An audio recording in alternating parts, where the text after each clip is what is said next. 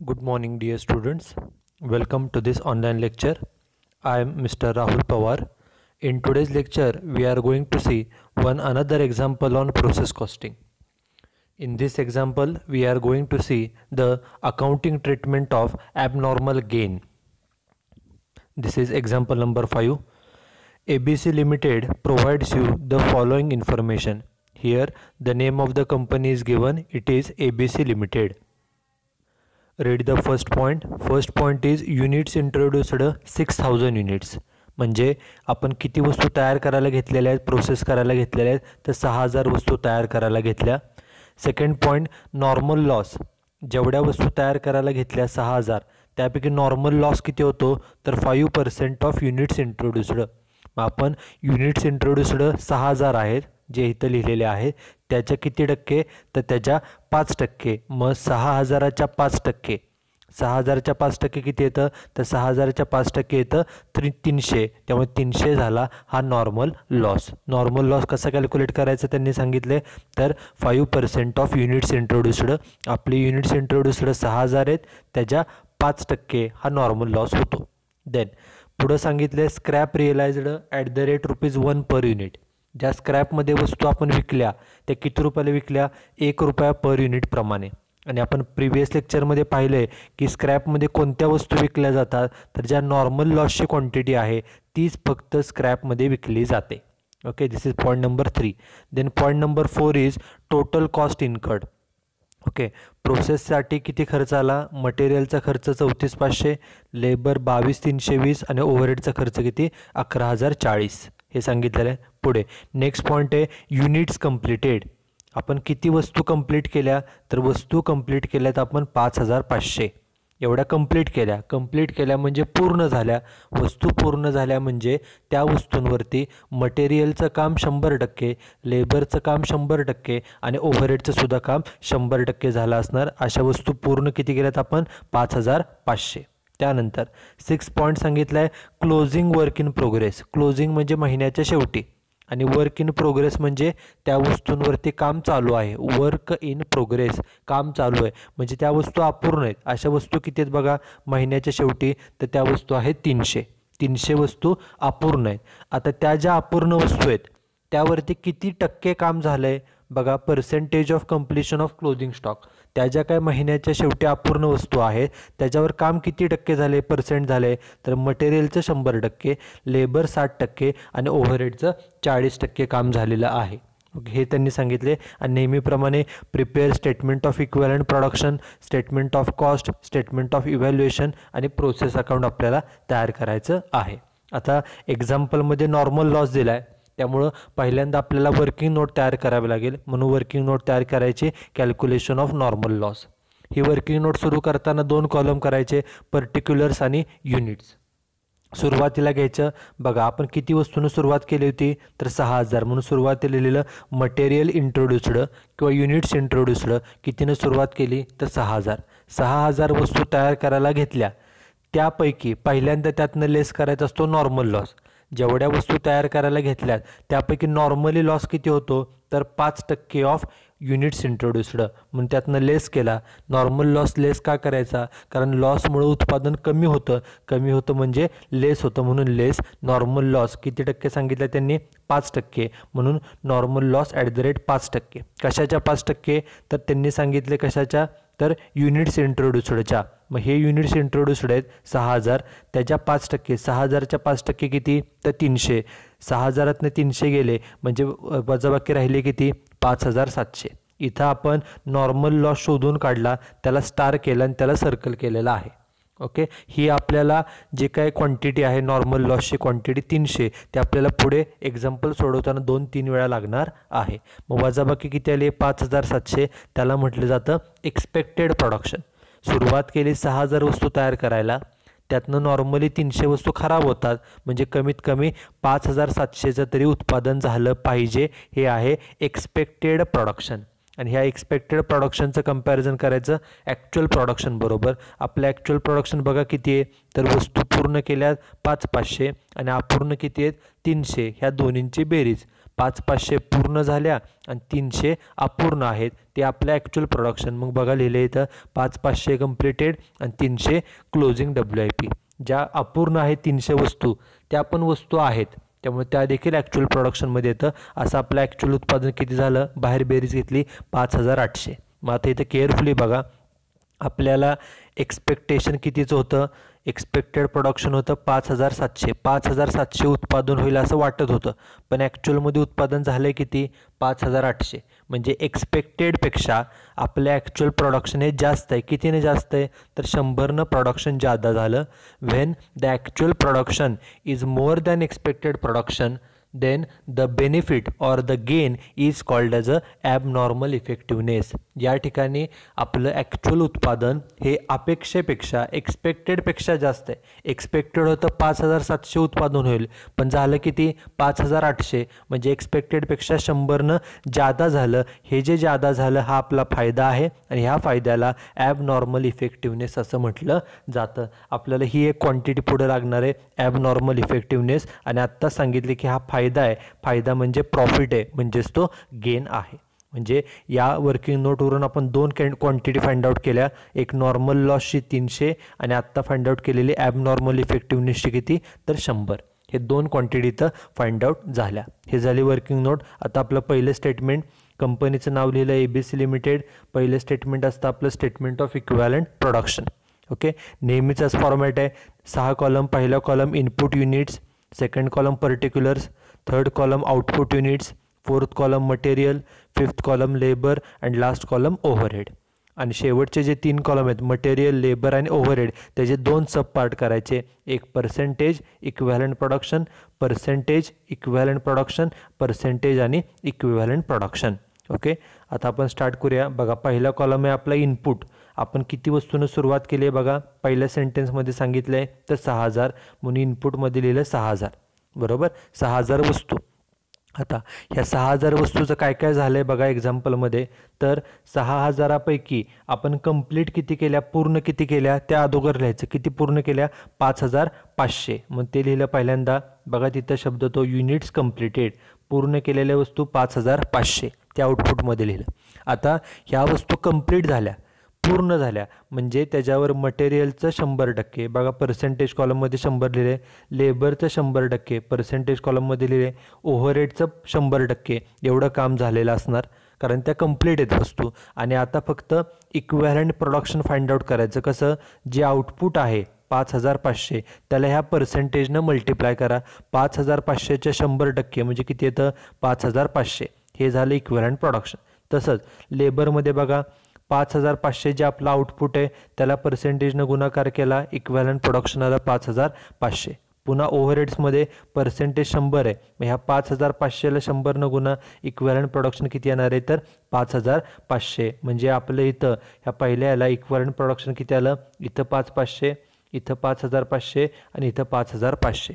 ह्याला सर्कल केलेलं आहे कारण हे आपल्याला पुढं जेव्हा स्टेटमेंट ऑफ इव्हॅल्युएशन तयार करू आपण त्यावेळेला हे आपल्याला क्वांटिटी लागते. हे झाले युनिट्स कंप्लीटेड.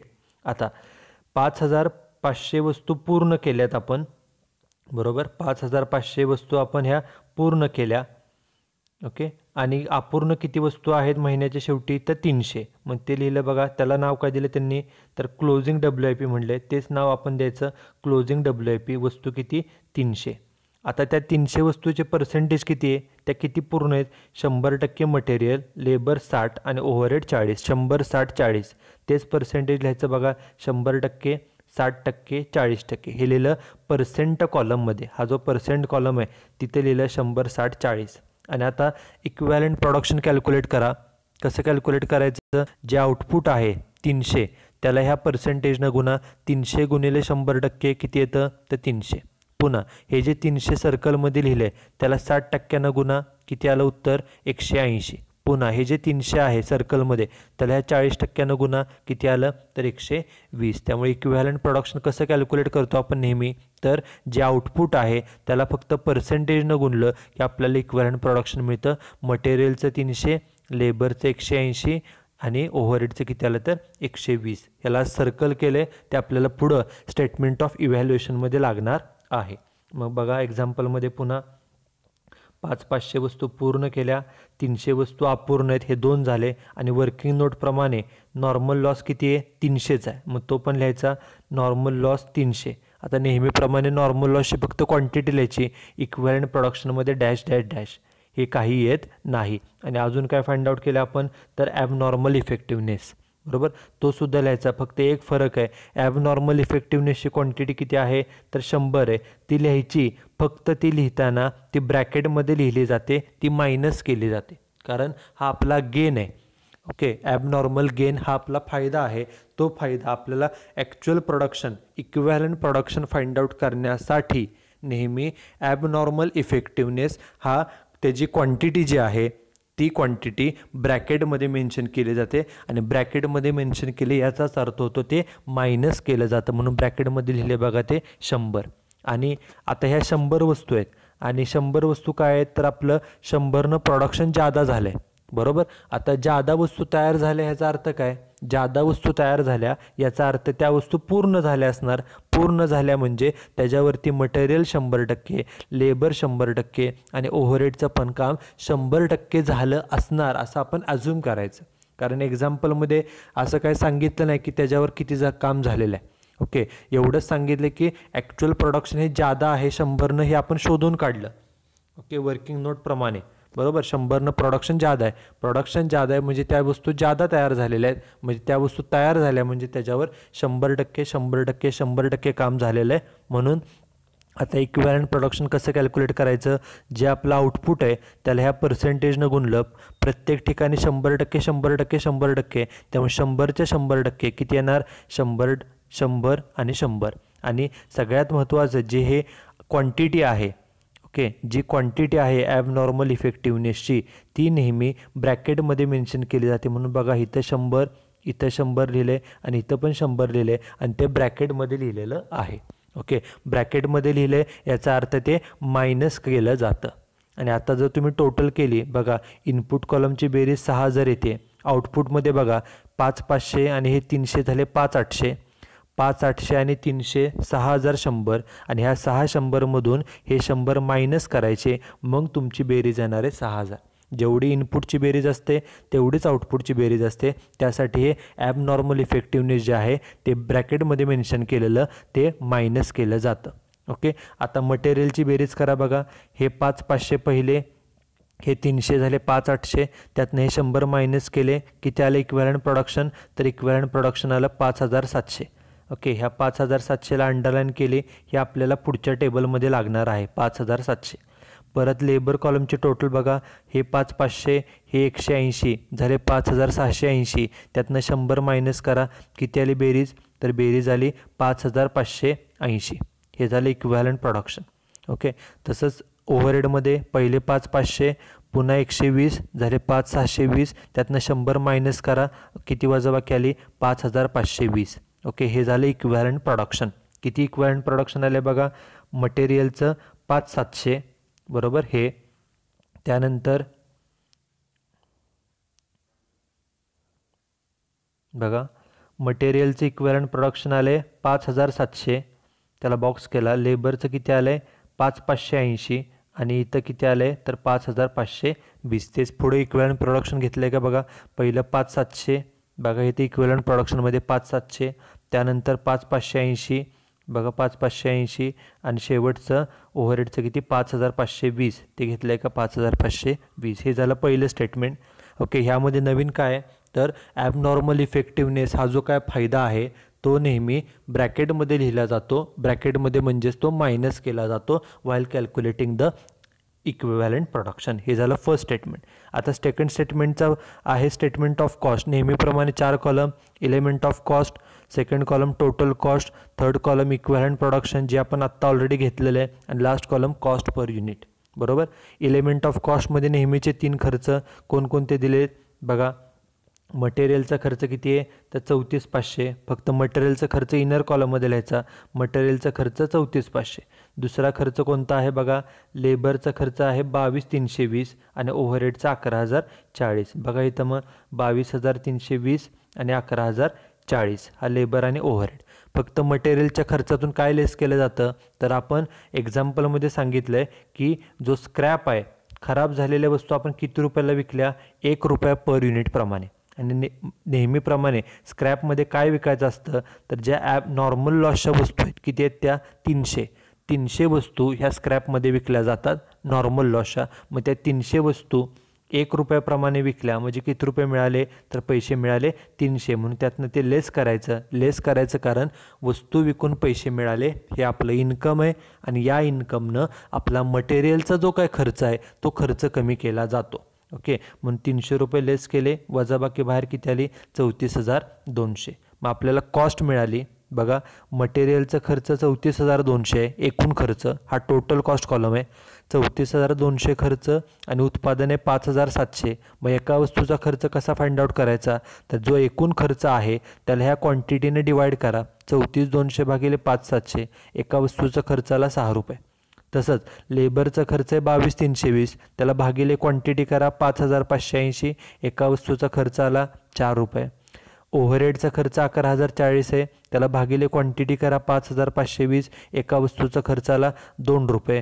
सगळ्या खर्चाची बेरीज केली, एकूण खर्च किती येतो एक वस्तू तयार करायला तर 12 रुपये एवढा खर्च हा येतो. त्यामुळं हे जे स्टेटमेंट ऑफ कॉस्ट आहे हे कशासाठी बनवलं जातं तर आपल्याला एक वस्तू तयार करण्यासाठी मटेरियलचा खर्च किती येतो तर 6 रुपये येतो, लेबरचा खर्च किती येतो 4 रुपये येतो आणि ओव्हरहेडचा खर्च किती येतो 2 रुपये येतो आणि एकूण खर्च किती येतो 12 रुपये येतो. To find out the cost per unit शोधण्यासाठी हे स्टेटमेंट तयार केलं जातं. आणि हे जे काय आपण कॉस्ट फाइंड आउट केल्या 6 रुपये 4 रुपये आणि 2 रुपये हे आपल्याला पुढं लागणार आहेत. ओके, म्हणून ह्याला मार्क करून ठेवूया 6 रुपये 4 रुपये आणि 2 रुपये. हे झालं दुसरं स्टेटमेंट. आता तिसरं स्टेटमेंट असतं स्टेटमेंट ऑफ इव्हॅल्युएशन. आता या स्टेटमेंटमध्ये हा फर्स्ट पॉईंट आहे, हा सेकंड पॉईंट आहे, हा थर्ड पॉईंट आहे. ह्यात किती पॉईंट्स तयार करायचे हे डिपेंड करतं आपल्या ह्या पहिल्या स्टेटमेंटवरती. बघा, मग ह्या पहिल्या स्टेटमेंटमध्ये पण एवढेच पॉईंट आहेत का बघा. पहिला युनिट्स कंप्लीटेड हा first, closing WIP second, normal लॉसला आपण डॅश डॅश केले त्यामुळे तो येणार नाही आणि ॲबनॉर्मल इफेक्टिव्हनेस हा थर्ड. मग पहिला पॉईंट घेऊया युनिट्स कंप्लीटेड. बघा इथे लिहिलं युनिट्स कंप्लीटेड. एलिमेंट ऑफ कॉस्टमध्ये नेहमीचे खर्चाचे नावं मटेरियल, लेबर आणि ओव्हरहेड 3च खर्च दिलेत. आता पुढं आपल्याला काय पाहिजे इक्विव्हॅलंट प्रोडक्शन आपण पहिलं पॉईंट बघतोय. मग बघा हा फर्स्ट पॉईंट आहे, इक्विव्हॅलंट प्रोडक्शन कोणतं घ्यायचं, एक मिनिट बघा युनिट्स कंप्लीटेड आपण वाचतोय. मग इक्विव्हॅलंट प्रोडक्शन आपण ऑलरेडी सर्कल केले 5,500 5,500 आणि 5,500. बघा मग इथे लिहिले 5,500 5,500 आणि 5,500. पुढं कॉस्ट पर युनिट पाहिजे. कॉस्ट पर युनिट आपण शोधून काढले 6 4 आणि 2, तीच लिहिली बघा 6 4 2, प्रत्येक ठिकाणी 6 4 2 6 4 2. ओके, आता आपलं टोटल कॉस्ट कशी फाइंड आउट करायची तर आपलं उत्पादन आहे 5,500 आणि एका वस्तूचा खर्च किती 6 रुपये. मग एक वस्तूसाठी 6 रुपये खर्च येतो. मग 5,500 वस्तूंचा खर्च कसा काढणार, दोन्हींचा गुणाकार किती 33,000. तसंच 5,500 एकूण उत्पादन आहे आणि आपल्या एका वस्तूचा खर्च किती रुपये आहे तर एका वस्तूचा खर्च आहे 4 रुपये बरोबर. 6 4 2 आहे आपला, 6 4 2 6 4 2.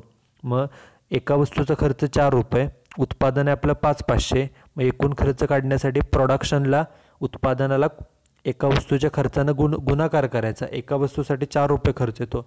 मग 5,500 वस्तूंसाठी किती खर्च येईल तर 22,000. तसंच ह्या 5,500 वस्तूंसाठी 2 रुपयेप्रमाणे किती खर्च येईल 11,000. असा एकूण खर्च किती झाला आपला तर 66,000. हे जे काय 66,000 एकूण खर्च झालेला आहे हा कशाचा खर्च आहे तर जे आपण वस्तू कंप्लीट केल्या त्याचा खर्च आहे 66,000. त्या वस्तूंवरती 66,000 खर्च आला. हे झालं आपलं फर्स्ट टेबल. आता सेकंड पॉईंट आहे क्लोजिंग WIP. बघा इथं घेतला आहे तो सेकंड पॉईंट आहे का क्लोजिंग WIP आहे. आता त्याचं इक्विव्हॅलंट प्रोडक्शन किती आहे 300 180 आणि 120. बघा मग 300 180 आणि 120 खर्चाची नावं तीच मटेरियल, लेबर आणि ओव्हरहेड. आपण कॉस्ट पर युनिट पण घेतलेलं आहे. आता टोटल कॉस्ट कशी फाइंड आउट करायची, आपली क्वांटिटी आहे 300 आणि एका वस्तूचा खर्च 6 रुपये. एक वस्तूसाठी 6 रुपये खर्च येतो. मग 300 वस्तूंसाठी किती येईल 300 गुणिले 6 म्हणजे 1800. एका वस्तूचा खर्च 4 रुपये, मग 180 वस्तूंचा खर्च किती येईल 720. एका वस्तूसाठी खर्च 2 रुपये, मग 120 वस्तूंसाठी किती येईल तर 240 असा एकूण मिळून एकूण खर्च किती झाला 2760. हा कशावरतीचा खर्च आहे तर क्लोजिंग WIP. हे जे सर्कल केलेल्या अमाऊंट्स आहेत ही एक अमाऊंट आणि ही मगाची अमाऊंट हे आपल्याला पुढं प्रोसेस अकाउंटला लागणार आहेत. हे झालं दुसरा पॉईंट. बघा नॉर्मल लॉस काही येणार नाही कारण तिथं डॅश डॅश आहे सगळीकडं. आणि शेवटी घ्यायचं ॲबनॉर्मल इफेक्टिव्हनेस. हाच शब्द तिथे लिहिला आहे बघा ॲबनॉर्मल इफेक्टिव्हनेस. खर्चाचं नाव तेच मटेरियल लेबर ओव्हरहेड. त्यानंतर त्याची क्वांटिटी किती आहे बघा 100 100 आणि 100 तीच घेतली आहे बघा इथं सुद्धा 100 100 100. कॉस्ट पर युनिट 642 आधीच फाइंड आउट केला आहे. आता बघा एका वस्तूसाठी 6 रुपये खर्च येतो. आपल्या वस्तू 100 आहेत म्हणजे एकूण खर्च किती होईल 600. पुढं एका वस्तूसाठी खर्च 4 रुपये येतो. कॉस्ट पर युनिट आपण कॉलम बघतोय. मग 100 वस्तूंसाठी खर्च किती येईल तर 400. एका वस्तूसाठी खर्च 2 मग 100 वस्तूंसाठी खर्च किती तर 200. असा एकूण खर्च किती झाला तर 1200. हा कशाचा खर्च आहे तर ॲबनॉर्मल इफेक्टिव्हनेसचा. ज्या वेळेला आपण ॲबनॉर्मल इफेक्टिव्हनेस प्रोसेस अकाउंटला लिहू बघा इथं लगेच ॲबनॉर्मल इफेक्टिव्हनेस प्रोसेस अकाउंटच्या डेबिटला तेव्हा इथं खर्च किती लिहायचा 1200 दिलं आहे का इथे. ओके हे सर्व खर्च जे आहेत ते आपल्याला पुढं प्रोसेस अकाउंटला लागणार आहेत. हे झालं स्टेटमेंट ऑफ इव्हॅल्युएशन. आणि आता लास्ट आहे ते म्हणजे प्रोसेस अकाउंट. हे डेबिट साईड आहे, हे क्रेडिट साईड आहे. डेबिट साईडला 3 column particular units amount, credit साईडला सुद्धा पर्टिक्युलर्स युनिट्स आणि अमाऊंट. आता नेहमीचा रूल सगळे एक्सपेन्सेस प्रोसेसच्या डेबिटला लिहायचे. मग खर्च बघा एक्झाम्पलमध्ये मटेरियलचा खर्च 34500 बघा तो लिहिला इथं.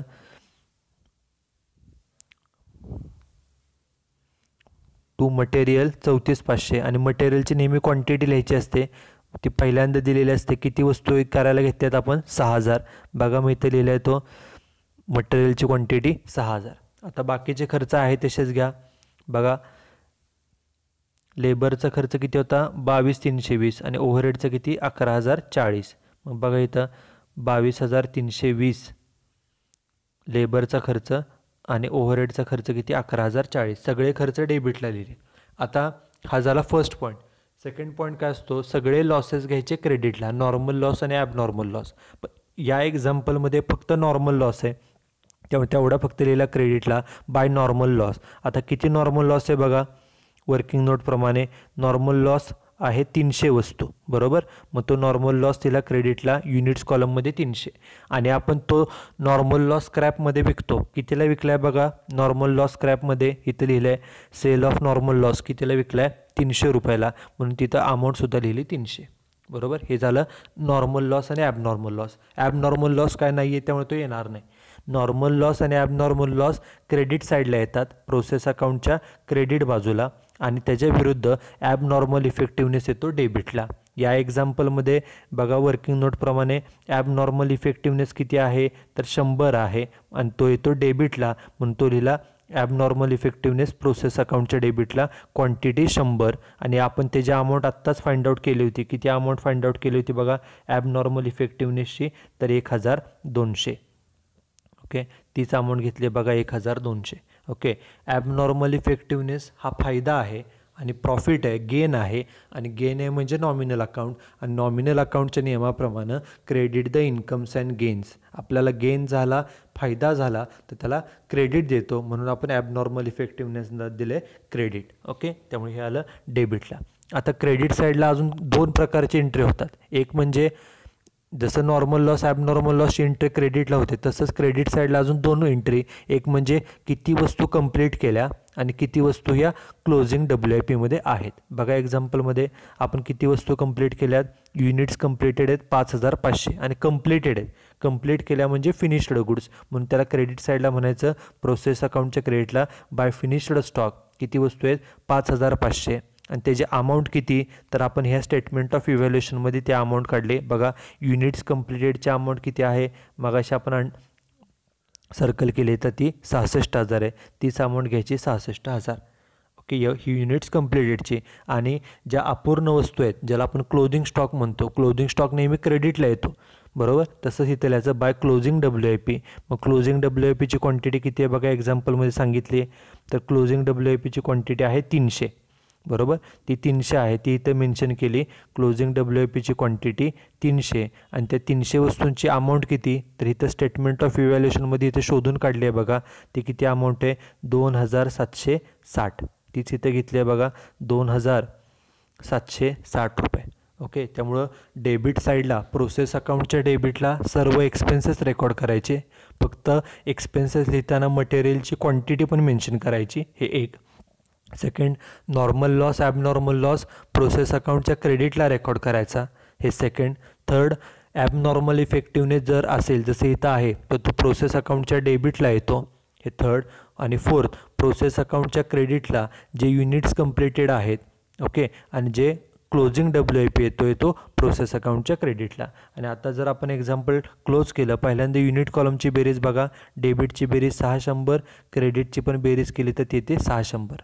ओके, आणि अमाऊंट कॉलमची बेरीज करा, डेबिटची बेरीज येते 69,060 आणि क्रेडिटची सुद्धा बेरीज किती येते 69,060. Okay, so this is how we prepare the process account when there is a abnormal gain, that is abnormal effectiveness. ज्या वेळेला एक्झाम्पलमध्ये ॲबनॉर्मल इफेक्टिव्हनेस असतो त्यावेळेला या प्रकारे प्रोसेस कॉस्टिंग अंडर आपण स्टेटमेंट ऑफ पहिल्यांदा स्टेटमेंट ऑफ इक्विव्हॅलंट प्रोडक्शन असेल,